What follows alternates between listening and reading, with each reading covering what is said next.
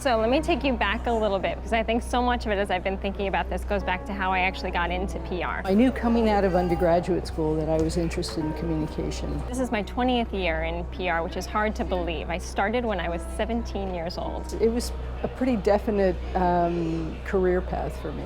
I would characterize my career trajectory as a combination of running through open doors and pushing through adversity. I worked at BU full-time, and I went to the College of Communication in the evening. I started looking for opportunities where I could foster that writing and storytelling. I think the first open door that I found at my career at SpeakerBox was when someone went on maternity leave and I had the opportunity to take on incremental management responsibilities. And I went to the white pages and I started looking up communications firms, because I figured that might be an opportunity where I could get in and get some experience writing. And a woman named Rachel Littner, she was a woman-owned agency, gave me a chance with no experience as a high schooler and said, come on in and shadow me for a while. Much of my early work was started in looking at secondary research to support our work in public affairs. That was it. I had gotten the bug.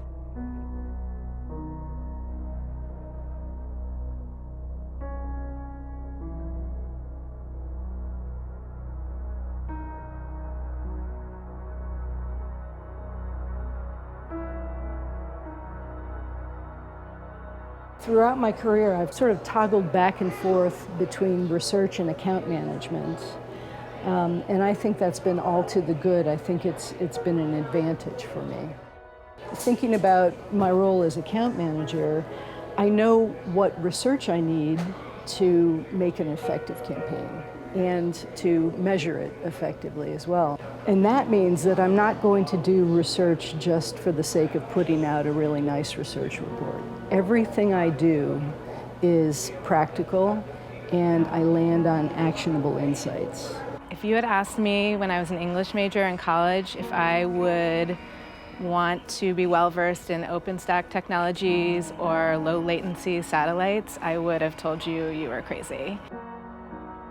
As this sort of new wave in DC took off, I found myself kind of at the ground floor by default. I was interested in startups and entrepreneurial business. I had made friends along the way, and I just decided to commit to digging in. And the next thing I know, like through the evolution of sort of that early time of DC Tech, I was being asked to participate in some pretty impactful sort of cornerstones of the DC Tech movement, if you will, helping 1776 get launched, taking Mayor Gray to South by Southwest to introduce him to national tech press, launching communities like Fosterly, and Fortify Ventures in the Fort, which was the first incubator in the city.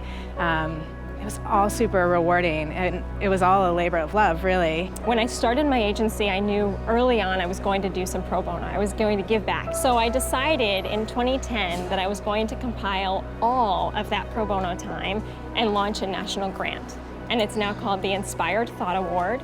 This most recent grant cycle, we gave $50,000 away in pro bono services, and that's actually just a small portion of what we give away in total. I teach in a public health school at George Washington University, graduate level classes in media advocacy and market research. It's important to me because you can't BS grad students. They've been successful in their academic careers, and most of them are working full-time jobs while they're going to school. So when I think back to my earlier career, I was given so many opportunities well before I was ready to. You know, people gave me seats at the table that I had no business having that seat at the table. And so I've always felt like it's my responsibility to, number one, show that I was worthy of that seat, and to pay back however I possibly can to the young professionals coming up before me who were just like me, who had a hunger and a desire and a passion. Young people today are really career-driven, very focused. I mean, these are ambitious people. But I also want to make sure that they keep an open mind in terms of opportunities that come their way with serendipity. One example of that is when I worked in Ireland for Fleischmann Hillard. So as a grad student in Boston University's College of Communication, I would never have dreamed, or I would never have had the goal of working on a campaign for the beatification of a saint. But I had that opportunity in Ireland, and it was a fascinating experience. You know, the way that I opened up those white pages when I was 17 to find a communications agency and beat down the doors of a few until they let me in.